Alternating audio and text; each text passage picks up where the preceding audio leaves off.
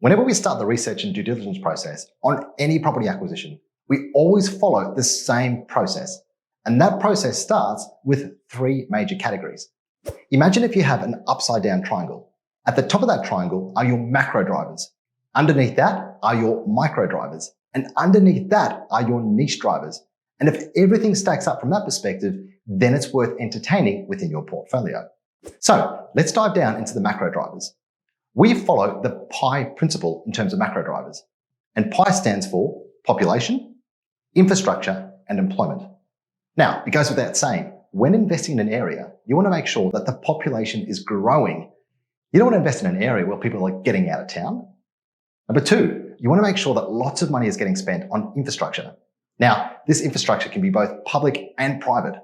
Things like road upgrades, tunnels, hospitals, schools, shopping centres, that kind of thing. You want money coming into an area, not pouring out of it. And lastly, E is employment nodes.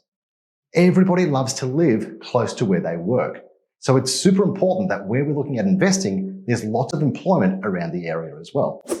Stay tuned for the next video where I'm going to dive down into more detail about the micro drivers that we look at.